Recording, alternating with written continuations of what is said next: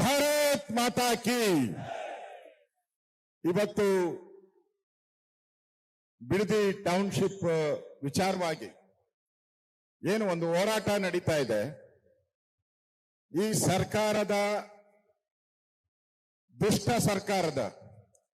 ದುಷ್ಟ ಮುಖ್ಯಮಂತ್ರಿ ವಿರುದ್ಧವಾಗಿ ನಡೀತಾ ಇರ್ತಕ್ಕಂಥ ಒಂದು ಹೋರಾಟ ಏನಿದೆ, ಇದು ಈ ಸರ್ಕಾರದ ಸಾವಿನ ಕೊನೆಯ ಮೊಳೆಯನ್ನ ಒಡ್ಕೊಂತ ಇದ್ದಾರೆ. ಅವರು ಯಾರ್ಯಾರು ರೈತರನ್ನ ವಿರೋಧ ಮಾಡಿದ್ದಾರೆ ಆ ಸರ್ಕಾರ ಉಳಿದೇ ಇಲ್ಲ ಇವತ್ತುವರೆಗೂ.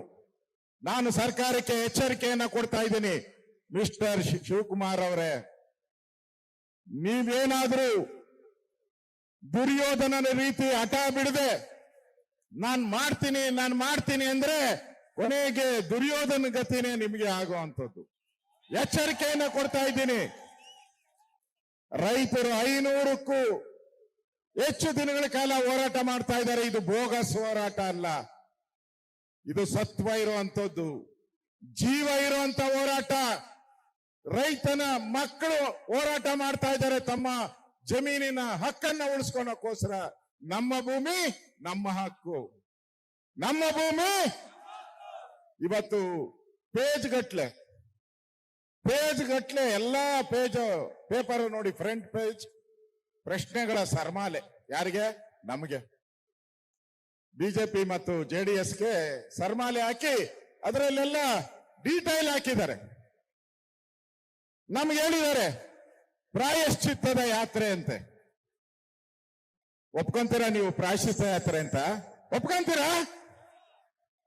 ಇದೇ ಕಳ್ಳರು, ಕಾಂಗ್ರೆಸ್ಸಿನ ಕಳ್ಳರು ಅವತ್ತು ಬಿಡದಿ ಜಮೀನು ಏನು 5 ಟೌನ್ಶಿಪ್ ಮಾಡಬೇಕಾಗಿತ್ತು. ಕಾಗೋಡು ತಿಮ್ಮಪ್ಪ ನೇತೃತ್ವದಲ್ಲಿ ಒಂದು ಸಮಿತಿ ನೇಮಕ ಆಯಿತು. ಸುಮಾರು 25 ಜನ ಅಲ್ಲಣ್ಣ, 23 ಜನ ಕಾಂಗ್ರೆಸ್ಸಿನ ಮಂತ್ರಿಗಳು, ಮಾಜಿ ಮಂತ್ರಿಗಳು. ಇದೇ ಡಿ ಕೆ ಶಿವಕುಮಾರ್ ಅದರಲ್ಲಿ ಮೆಂಬರು.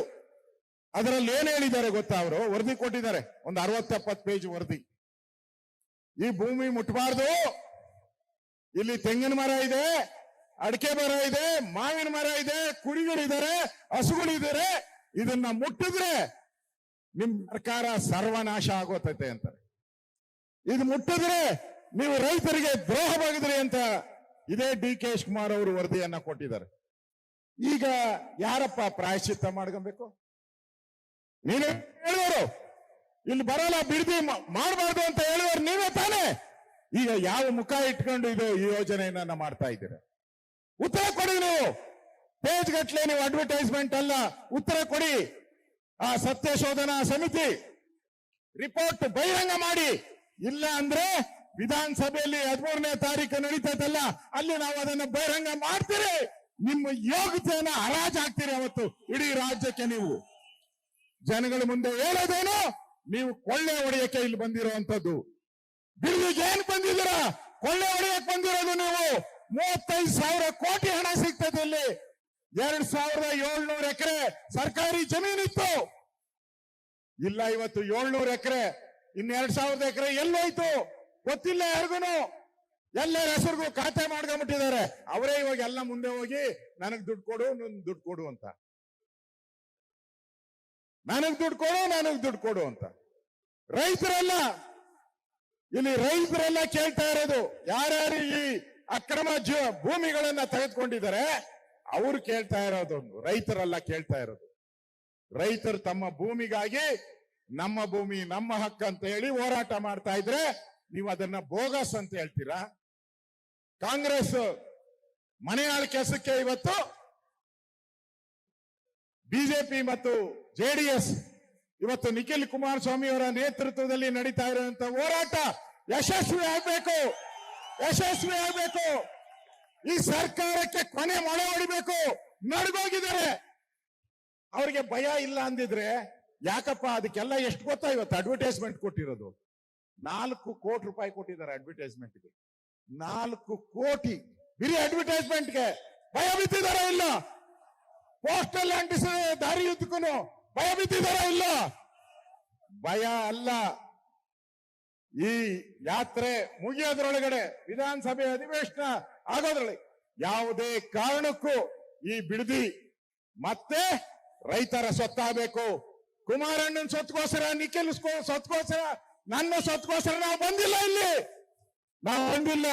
ಇಲ್ಲಿ ರೈತರ ಜಮೀನು ರೈತರಿಗೆ ಉಳಿಬೇಕು. ನಾನು ಡಿ ಕೆ ಶಿವಕುಮಾರ್ಗೆ ಹೇಳ್ತೀನಿ, ಅಪ್ಪ ನೀನು ಇರೋ ಎಷ್ಟು ದಿನನಪ್ಪ? 1.5 ವರ್ಷ ಅಷ್ಟೇ. 1.5 ವರ್ಷ, 1.5 ವರ್ಷ. ಅದರಲ್ಲಿ 6 ತಿಂಗಳು ಹೋದ್ರೆ ಇನ್ನೊಂದೇ ವರ್ಷ ಎಲೆಕ್ಷನ್ ಹೋದ್ರೆ. ನೀನ್ ಅಕ್ವಿಜೇಷನ್ ಯಾವಾಗ ಮಾಡ್ತೀಯ? ಟೆಂಡರ್ ಯಾವಾಗ ಕರಿತೀಯ? ರೋಡ್ಗಳು ಯಾವಾಗ ಬರ್ತತೆ? ಸ್ಯಾನಿಟರಿ ಇದೆಲ್ಲ ಬರಕ್ 15-20 ವರ್ಷ ಬೇಕು. ಯಾರೋ ಕೊಟ್ಟಿದಾರಲ್ಲ ಇವಾಗ ರೈತರ ಜಮೀನುಗಳಿಗೆ, ಅವ್ರೇನ ಸೈಟ್ಗಳು ತಗೊಬೇಕು ಅಂದ್ರೆ 15 ವರ್ಷ ಬೇಕು ಅವ್ರ ಸೈಟ್ಗಳು ತಗೊಳಕ್ಕೆ. ಇವತ್ತು ಏಕಾಏಕಿ ಅನೌನ್ಸ್ ಮಾಡ್ಬಿಟ್ಟಿದ್ದಾರೆ ಎಲ್ಲರಿಗೂ 50-50 ಅಂತೆ. ಯಾಕೆ? ನಮ್ಮ ಹೋರಾಟದ ಫಲ ತಾನೇ ನೀವು 50-50 ಬಂದಿರೋದು. ಅದಕ್ಕೆ ಮುಂಚೆ ಬಂದಿದ್ರ 40-60 ಅಂತ ಇದ್ರೆ ಈಗ 50-50. 2 ಕೋಟಿ ಇದ್ದದ್ದು 3 ಕೋಟಿ, 3 ಕೋಟಿ ಇದ್ದದ್ದು 4 ಕೋಟಿ. ಯಾರ ಹೋರಾಟದಿಂದ? ನಮ್ಮ ಹೋರಾಟದಿಂದ, ರೈತರ ಹೋರಾಟದಿಂದ, ಕುಮಾರಸ್ವಾಮಿ ಅವರ ಹೋರಾಟದಿಂದ ಇವತ್ತು ಈ ಸರ್ಕಾರ ಬಗ್ಗುತ್ತಾ ಇರೋದು ಕಾಣ್ತಾ ಇದೆ. ಬಗ್ಗುತ್ತಾ ಇದ್ದಾರೆ. ಇನ್ನಷ್ಟು ಬಗ್ಗಿಸ್ಬೇಕು ಇವ್ರನ್ನ. ಮನೆಗೆ ಓಡಿಸೋವರೆಗೂ ಈ ಸರ್ಕಾರ ಲೂಟಿ ಮಾಡುವಂತ ಸರ್ಕಾರ. ಮನೆಗೆ ಕಳಿಸೋವರೆಗೂ ನಮ್ಮ ಹೋರಾಟ ನಡೆಯುತ್ತೆ.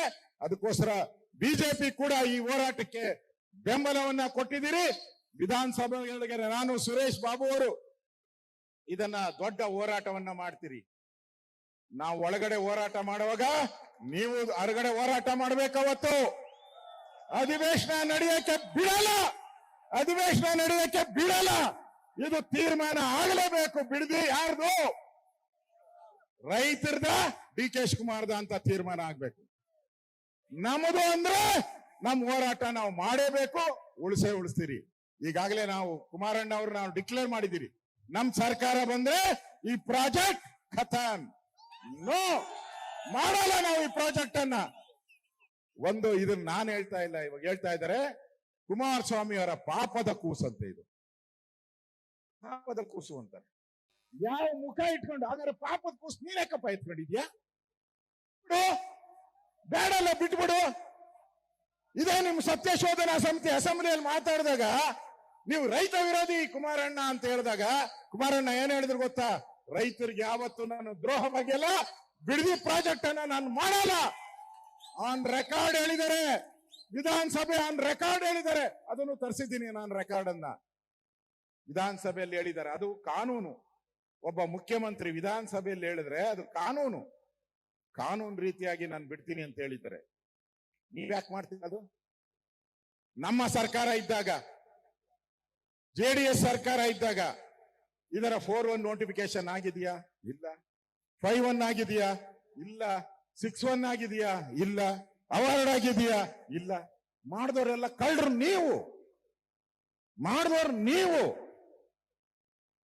ಅದೇನೋ ಮೊಸ ತಿನ್ಬಿಟ್ಟು ಮೇಕೆ ಮೂತಿಗೆ ಒರೆಸ್ತಾರಲ್ಲ, ಹಂಗೆ ನಮ್ಮ ಮೂತಿಗೆ ಒರೆಸ್ತಾರೆ. ಹಂಗೆಲ್ಲ ಆಗಲ್ಲ.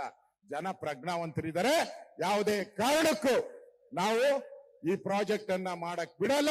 ಇದು ರಿಯಲ್ ಎಸ್ಟೇಟ್ ದಂಧೆಗೋಸ್ಕರ ಲೂಟಿ ಹೊಡೆದು ರಾಹುಲ್ ಗಾಂಧಿಗೆ ದುಡ್ಡು ಕಳ್ಸಕ್ಕೋಸ್ಕರ ಮಾಡ್ತಾ ಇರೋ ಪ್ರಾಜೆಕ್ಟ್.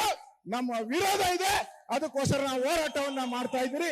ಈ ಹೋರಾಟಕ್ಕೆ ಬೆಂಬಲ ಕೊಟ್ಟಿರ್ತಕ್ಕಂಥ ಸಾವಿರಾರು ಜನ ಕಾರ್ಯಕರ್ತರು, ನಾಗರಿಕರು, ರೈತರು ಏನ್ ಬಂದಿದ್ದೀರಾ, ಯಶಸ್ವಿ ಮಾಡ್ಬೇಕಿದನ್ನ. ಯಶಸ್ವಿ ಮಾಡಿ ಸರ್ಕಾರಕ್ಕೆ ಚಡಿಯೇಟನ್ನ ಕೊಡಬೇಕು. ಸರ್ಕಾರಕ್ಕೆ ಚಡಿಯೇಟನ್ನ ಕೊಡಬೇಕು. ಆ ರೀತಿಯಂತ ಕೆಲಸವನ್ನ ನೀವೆಲ್ಲ ಮಾಡಿ ನಮ್ಮ ಪೂರ್ತಿ ಸಹಕಾರ ನಿಮಗೆ ಇದೆ ಅನ್ನೋ ಮಾತನ್ನು ಹೇಳಿ ನಾನು ಮಾತನ್ನು ಮುಗಿಸ್ತಾ ಇದ್ದೀನಿ. ಧನ್ಯವಾದಗಳು. ಭಾರತ್ ಮಾತಾ ಕಿ. ರೈತ ವಿರೋಧಿ ಕಾಂಗ್ರೆಸ್ ಸರ್ಕಾರಕ್ಕೆ, ರಿಯಲ್ ಎಸ್ಟೇಟ್ ಮಾಡ್ತಾ ಇರೋ ಕಾಂಗ್ರೆಸ್ ಸರ್ಕಾರಕ್ಕೆ. ನ್ಯೂಸ್ ಫಸ್ಟ್, ನಿರ್ಭೀತಿಯಿಂದ ನಿಮ್ಮ ಪರವಾಗಿ.